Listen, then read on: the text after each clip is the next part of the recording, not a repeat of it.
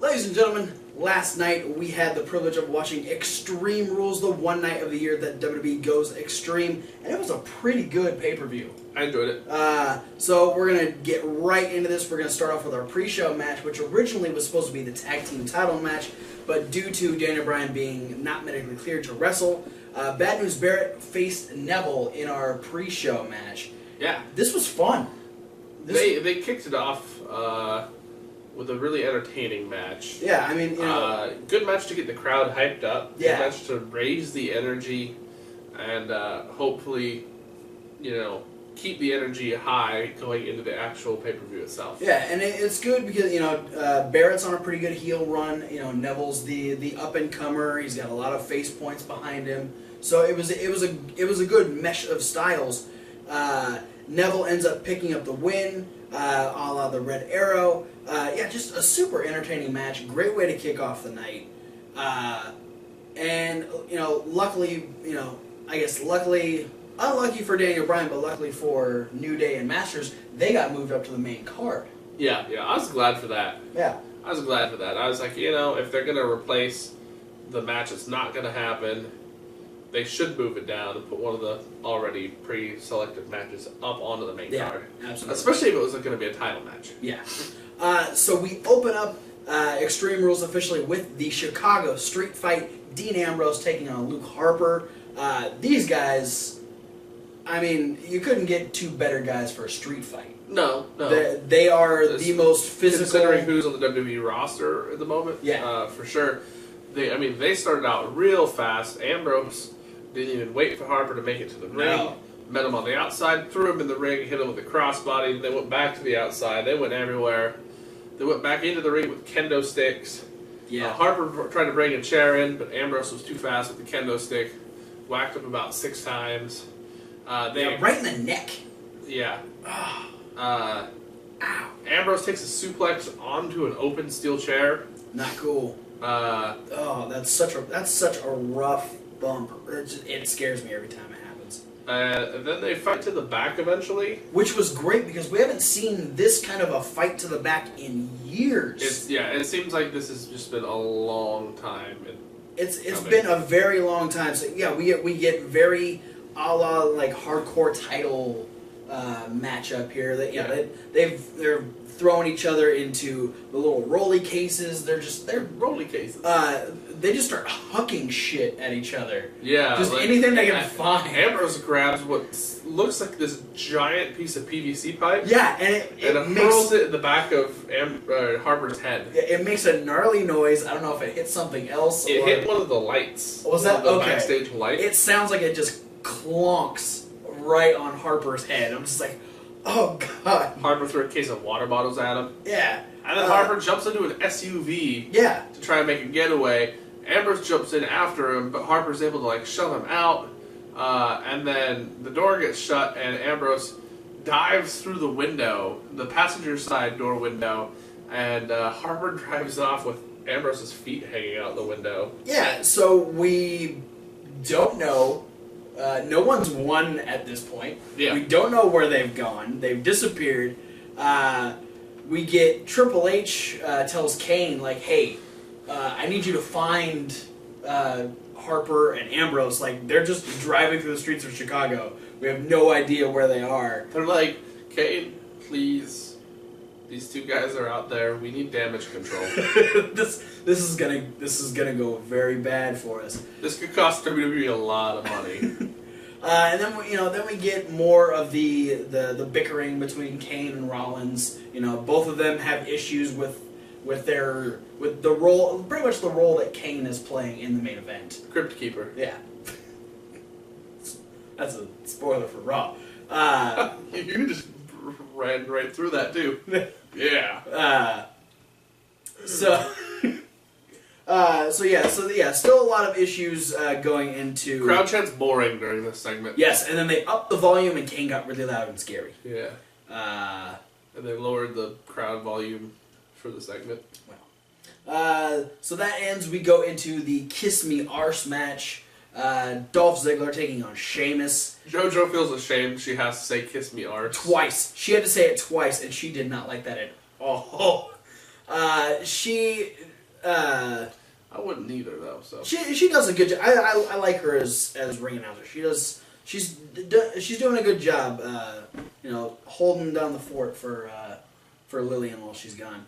But Ziggler and Sheamus, another great match. We got very much what we had with Barrett and Neville. We have the little guy versus the big guy. So it's the big bruiser versus the fast-paced guy. But Sheamus is on defense for the beginning of this match. Ziggler just takes it to Sheamus. Ziggler very, very aggressive during this match. Slightly out of character. Yeah.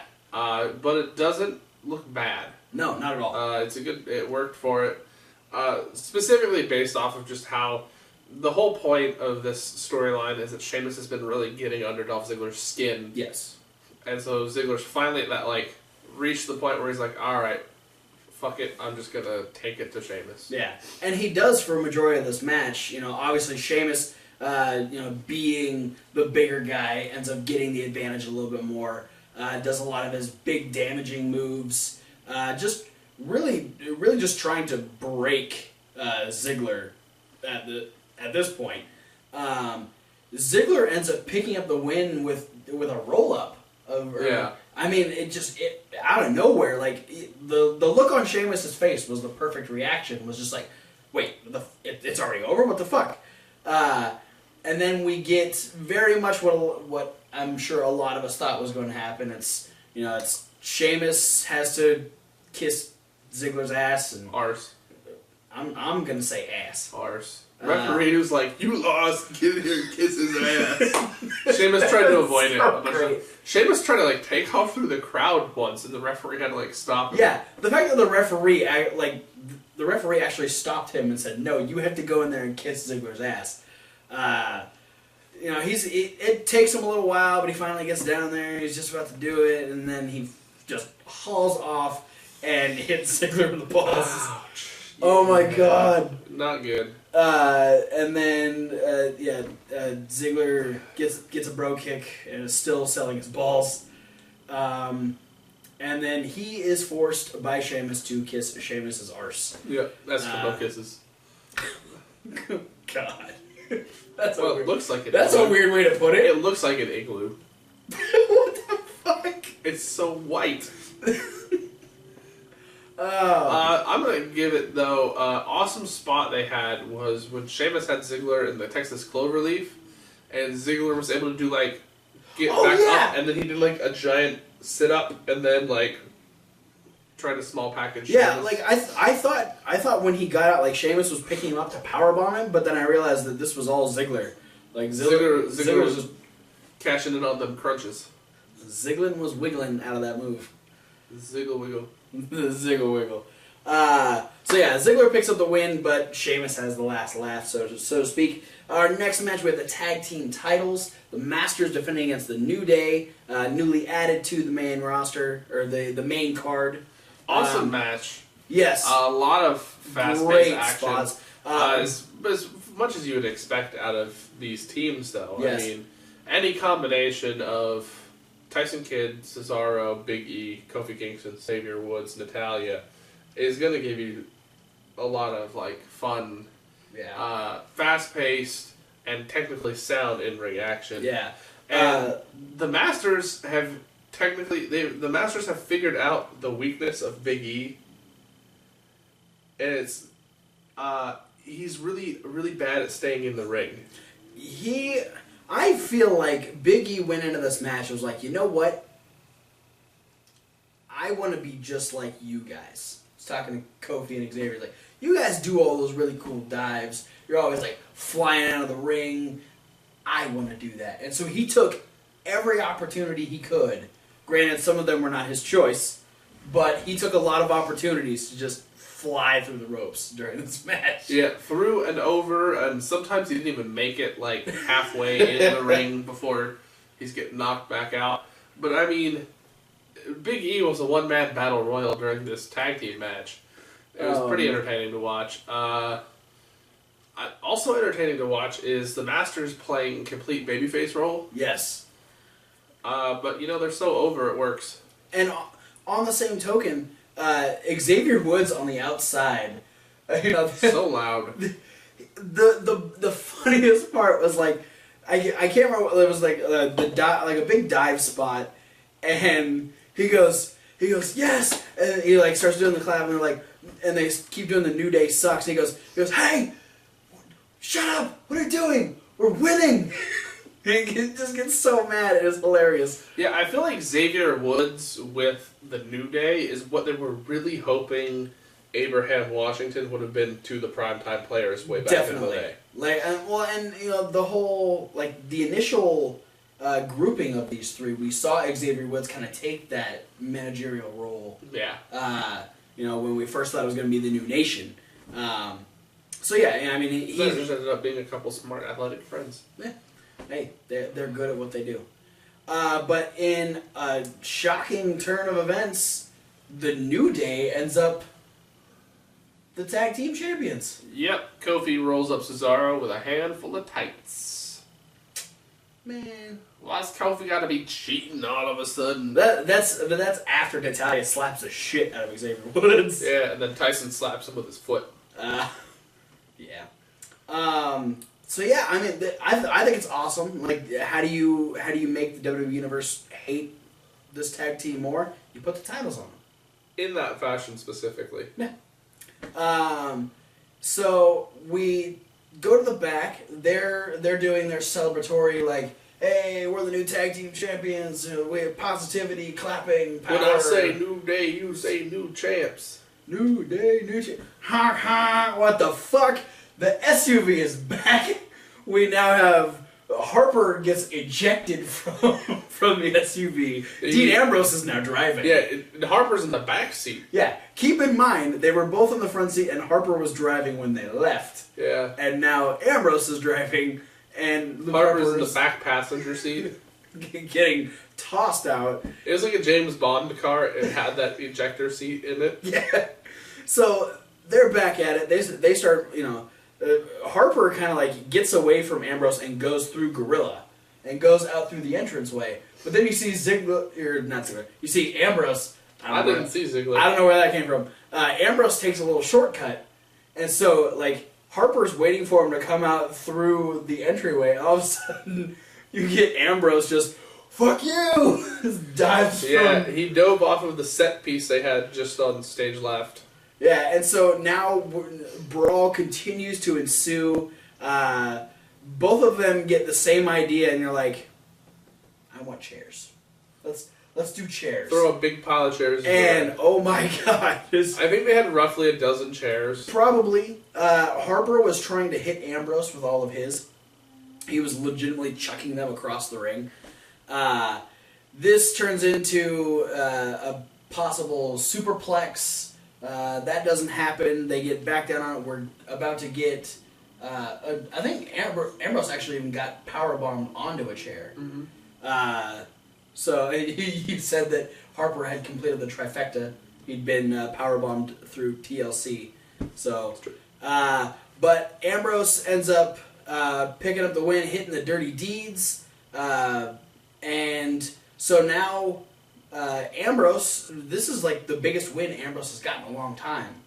And, I mean, this was just complete and utter chaos, so it works really well for Dean Ambrose. Let's keep it up. Yeah, definitely. Speaking of brutality, we're going to move from chairs to chains. Russian chain match, John Cena defending the U.S. title against Rusev.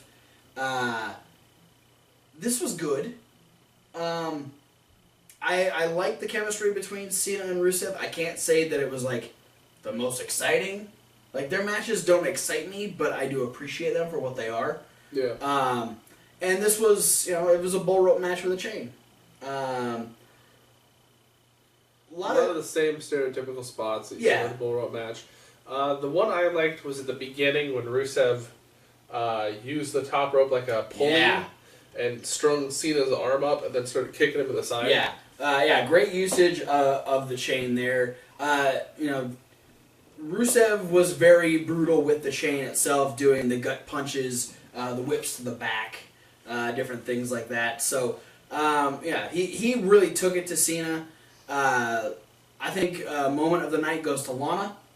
The crowd chanting, "We want Lana." She got up on the ring. She waved to everybody. Rusev got mad, scolded her, and sent her to the back. Fuck you, Rusev. But you sure? Yeah. All right. But Rusev, whether that distracted him or not, ends up not being able to pick up the U.S. title. We have the tie at the end. We have each person's touched 3 corners, and it's like a face-off. And this is where they kind of... First off, I thought it was an awkward positioning because a lot of times when you have 2 people tied, their corners are going to be opposing each other. Yeah, it was kind of weird. They were facing each other, and they both had to go for that corner. Yeah. Yeah.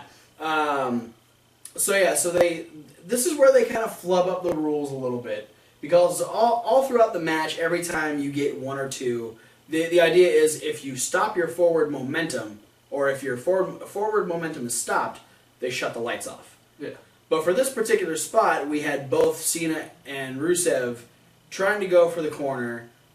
Cena decides to hit an AA first, which technically should have turned his lights off, but that allows him to pick up the 4th corner and retain the U.S. title. Really, a cool spot they had, though, is when Cena got up out of the accolade and had Rusev on his back, and he drove Rusev into the corners, but Rusev stayed on. Every time Rusev touched a corner, they lit up the light. So, Rusev actually, gets down off the second one and realizes that he's got 2 lights in his favor. And yeah, it was a cool usage of the rules there, even though they kind of decided fuck the rules for the end. We get happens when it's convenient. Yeah, we get Renee Young talking to Roman. Roman, putting over the fact that he's not going to stay down in the Last Man Standing against Big Show. Then we have the Divas title match. Crowd wasn't too into this one. No, but there's no build for this at all. Yeah. The crowd doesn't seem to really be into Naomi's heel turn. And there hasn't been a definitive face moment for Nikki Bella at all. So yeah. 0 response. Yeah. New music, new attire, new attitude for Naomi. Yeah. The boots are distracting. It gets worse on Raw. Oh yeah. Totally worse on Raw. But these two worked. They had a good match. Very technically sound match. Yes. Which I enjoyed.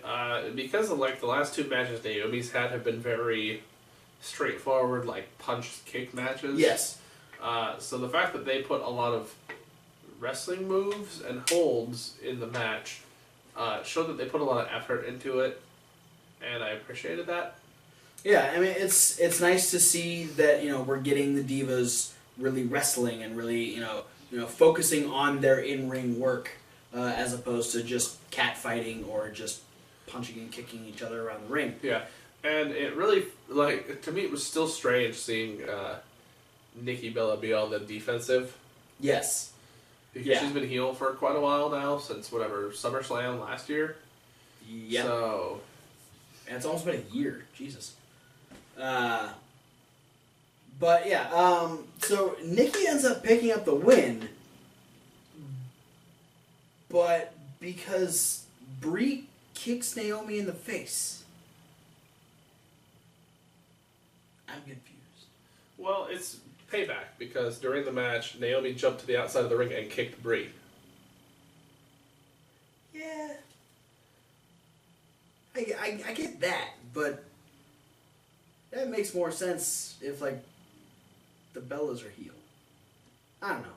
It was weird, but it allows Nikki made sense to me. Yeah. Nikki picks up the win, retains the Divas title. With the rack attack. And she wins with the wardrobe malfunction. Yeah. Yeah, she had a little slip of the nip. Turkey's done. That's funny. Then we get, we go to the back, Rusev's yelling at Lana, forcing her to do something, and we find out. Yeah. Not that. Not that. That's a different show. What show is that? We'll talk about that later.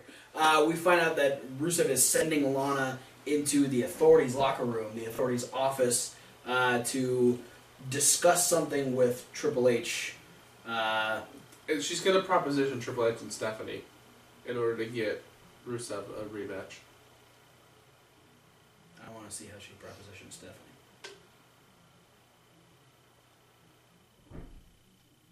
But we had our last man standing match. This was awesome. I enjoyed this match a lot. Yeah, it was definitely going into the pay-per-view as the match most people were looking forward to the least. Yeah. And they killed it. Yeah, they did. Straight off the bat, funniest thing I've seen in a long time was Big Show getting crotched. Wailing like... Did you see the meme today? Glass case of emotion.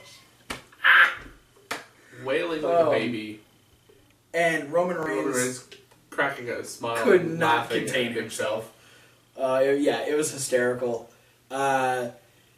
Big Show, Roman Reigns decides, okay. They go through like 5 or 6 tables. Yeah. That was neat. Yeah, Big Show doesn't want to use the first table and just axe handles through it. Hulk smash. But Roman Reigns ends up pulling a couple more out. We end up getting... Roman Reigns gets chokeslammed through 2 of them from the ring to the outside. Yeah. That was a gnarly bump. Which is all starts off with the setup for, oh my god, is he going to superplex the Big Show to the outside? Which I'm losing my mind at this point. Luckily that didn't happen. That would have scared the shit out of me. But then we get... I think we got the spear through the other table that was in the corner, correct? Yeah, Big Show speared the table. Oh, that's... yeah, he just fell through it.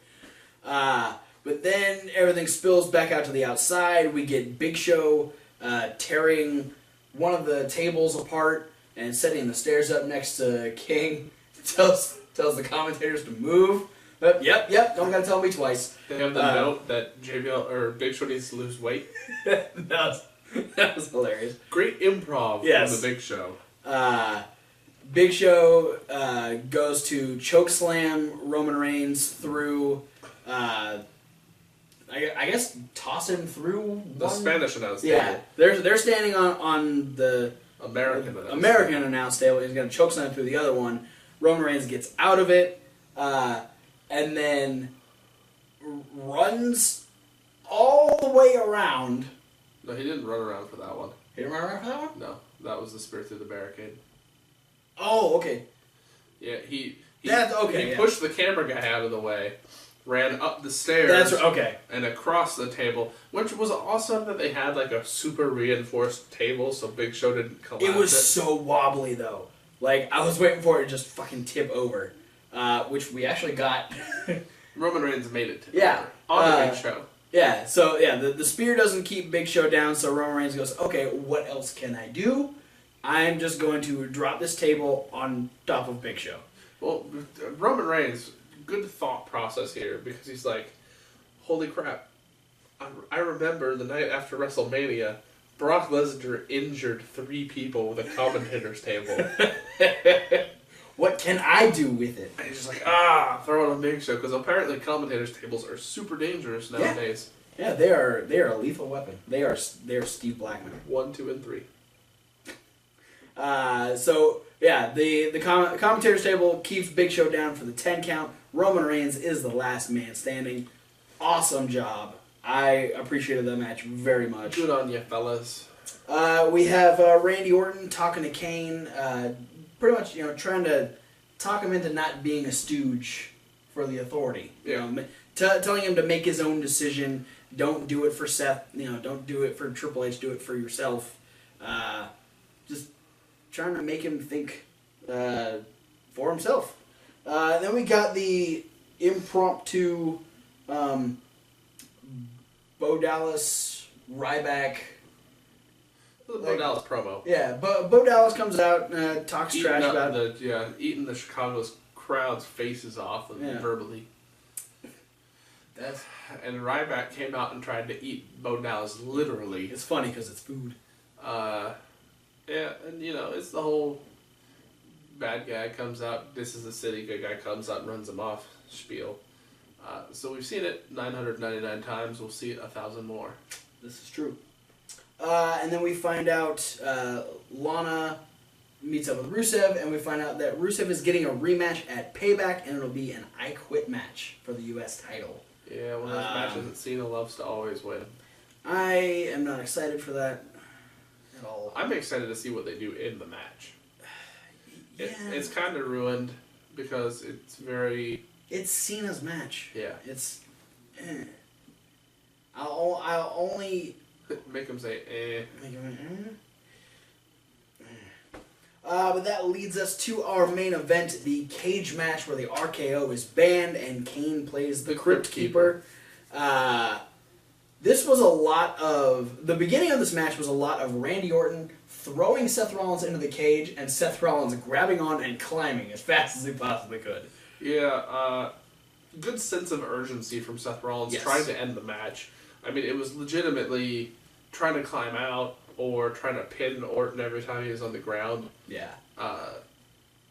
So trying to be the quick retention of the championship. Yeah. Didn't work. No. Orton got to have a good amount of time just kind of having his way with Rollins for a little while. Just beating him senseless. And then we get, like, the whole conflict that we've been wondering is, how Kane is going to react to Seth Rollins. Is he going to be fair? Kane seems to be completely stoic the entire match. Yeah. But every time somebody approaches the door, he gets up the stairs, unlocks the door, opens it, and then eventually Orton gets complete control of the match and walks over to the door, and Kane refuses to open it. Yes. Then, Rollins comes for this drop kick, and Orton moves out of the way, and Rollins drop kicks the door into Kane, and Kane's down. Orton and Rollins are scrambling through the door. Kane grabs it and smashes both of them. Kane and J&J get into the ring. Havoc ensues. Kane chokeslams everybody. Legitimately. And, except for the referee, I guess. Tries to get Rollins to pin Orton. Orton kicks out. Goes for tombstone on Orton. Orton hits an RKO on Kane. And then Rollins hits an RKO on Orton. And escapes the cage. The fuck? This is all after Randy Orton hits a pedigree. Yeah, that's true. Randy Orton pedigree hit a pedigree. Yeah, I mean, and this was an interesting thing because we had Kane really playing both sides of the fence here. There was when J&J first came out, they're like, all right, this is it. They're getting ready. Like all three of them are going to get in the ring and help Seth Rollins, and Kane goes, no. You guys get away from the door, he says. But then he comes in, and then he kind of tries to show Seth that, okay, you can only win with my help. And then Randy kicks out, and then it's just a really strange situation with Kane here. We'll have to see how that plays out. But that was Extreme Rules. I enjoyed it. I thought it was a great pay-per-view. Who won? Me, by 1. Your choice of Big Show put you down by 1. If you would have picked Roman Reigns, we would have tied. Dang it. Yep. Yeah. My undefeated streak is over. My streak of 1 is done. It's alright. There'll always be next show. You can get payback. I'll get payback at Payback. What? And it will be a big snatch. That was Extreme Rules. Be sure to like, favorite, subscribe. Comment what you thought about Extreme Rules. What was your favorite match? What was your least favorite match? Let us know anything on any of the links we have down there. We have Facebook, we have Tumblr, we have Twitters, we have emails, we have all kinds of stuff that you can get a hold of us. We can talk wrestling, we can talk Extreme Rules, or you can keep watching the playlist. You can go to the next video, which will be our Raw review, where we get the King of the Ring the first round of this year's quarterfinals for the King of the Ring. Plus, we get to find out what else we're going to be getting going into Payback, so be sure to check that video out, and be sure to comment on that one as well. Let the playlist keep playing, and watch it.